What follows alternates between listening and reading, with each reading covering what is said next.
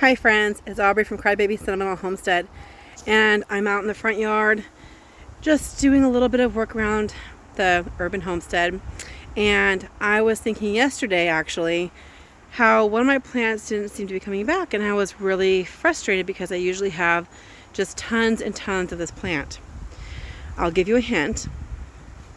Those of you who are into permaculture, it is related to sunflowers. It rhymes with fartichoke, and it grows really tall, really fast, and has an edible tuber. Anyone think about what it might be?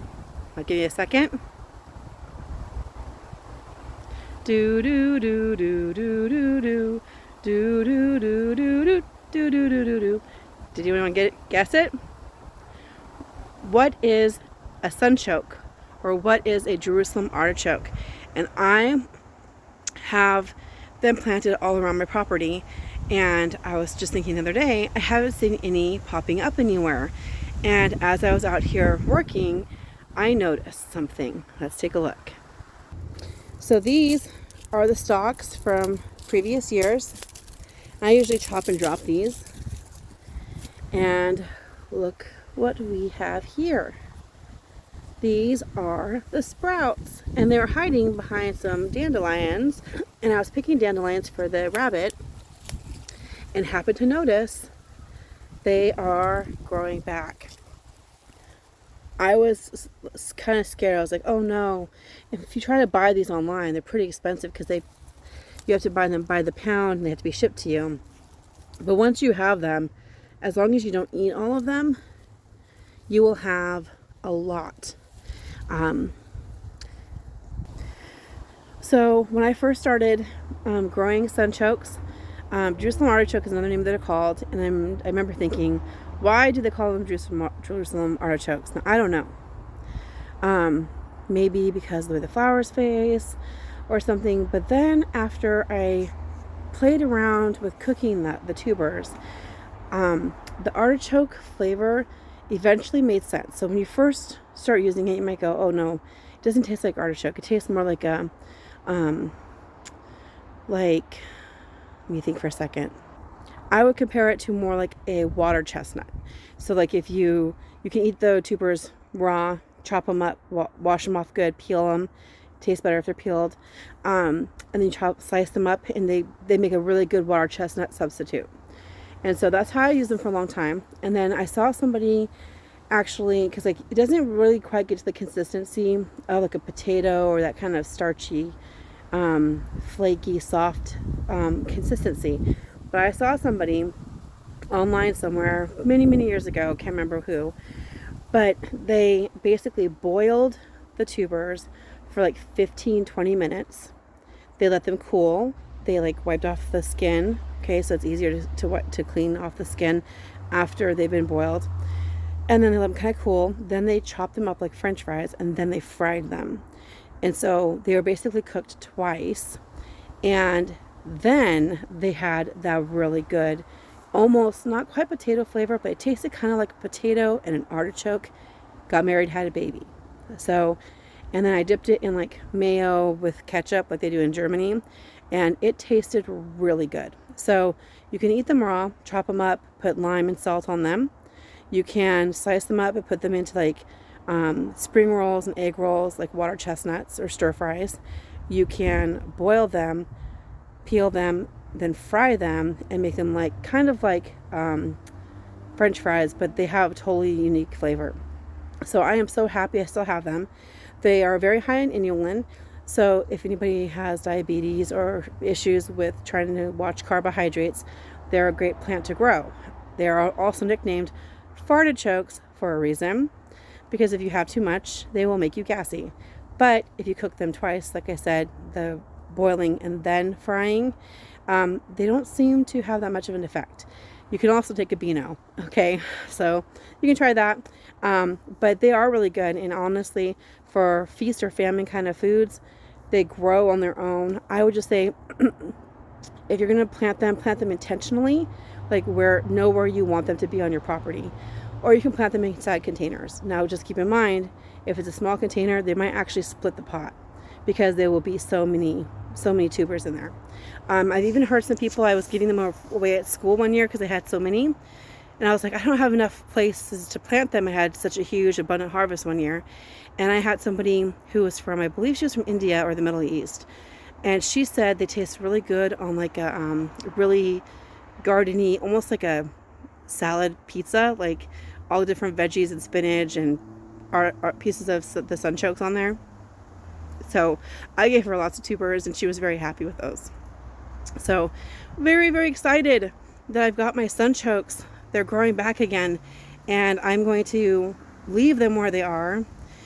But any of them that are smaller, like if they're really just barely coming out of the ground, I'm going to move those. But once they get that big, like they're actually about above my knee, mid-thigh in this area, if they're that large, they don't transplant very well. So you need to basically move the tubers before they sprout or when they're just sprouting. Otherwise, they just kind of like fall over and they're like done. But you grow them all summer. When the stalks actually die, that's when you should start harvesting. Don't try to harvest before then because they need to get all the sunlight energy to make the tubers. So you let them keep doing their thing, right? And then they taste better if they've been exposed to cold weather. So like after the first freeze, but before the first hard freeze, that's a good time to go grab them. Or before, like right before a spring is starting, that's a good time to grab them before they start sprouting. And then you can probably, I'm going to try some experiments this year, see if I can like cube them or something and see if the pieces will grow. I'm pretty sure they would. I've seen the smallest tiny little tubers and they will grow a whole plant. And then I have some that are just massive big. So for years I was trying to propagate them to get like the biggest, roundest shape, most symmetrical shape so it's easier to clean. Because when they're really knobby, it's hard to clean in between them. But the hack too is like after you rinse them and soak them, if you boil them, then the skin kind of just wipes off a little bit more easily. But yeah, so I'm just loving the sunchokes. I'm so excited that they're back. It's going to save me a fortune because when you first get them, having them shipped to you is pretty pricey. But the first year you grow them, I would just say like maybe eat one just to try it. But like grow the rest of them. And then the next year grow the rest of them. And then the next year grow the rest of them. And then start harvesting when you have like a total abundance. It's hard to find them. I haven't seen them anywhere. I haven't seen them at farmers markets or anything. I found mine on eBay. And there are different varieties. Some of them will be more knobby. Some of them will be white. Some will be kind of like almost purple or red on the outside. But they are basically, they will be the same plant. Now I have heard people say that the little tiny flowers, they're basically related to sunflowers. And the flowers are really small. And that's true. They bloom very late, which is great for pollinators because that time of the year, in the early fall, bloom times then is very helpful to the bees and other pollinators when there's not as many flowers blooming. Because like a lot of things are like done, right? Like a lot of the vegetables and things that you're growing are done. So that's great for the pollinators and so forth. And they say that they smell a little bit like chocolate. They do have a very, very faint scent of chocolate, I guess you could say.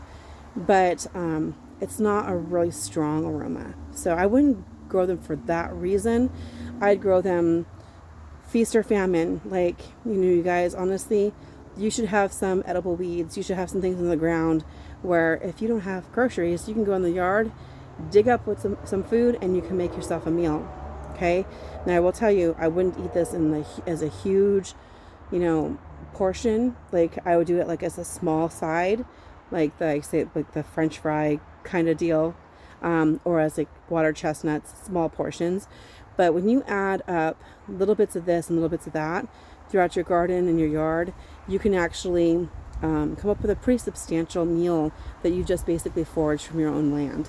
So I hope that you will try growing Jerusalem artichokes or sunchokes, any variety you can get your hands on.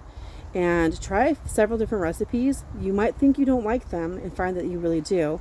And if you have issues with the fartichoke aspect of them, you might try taking a beano. You might try double cooking it, the boiling, then the frying. Or you might try just having them when you don't have a lot of social events planned. So anyways, God bless. So happy to see those sunchokes.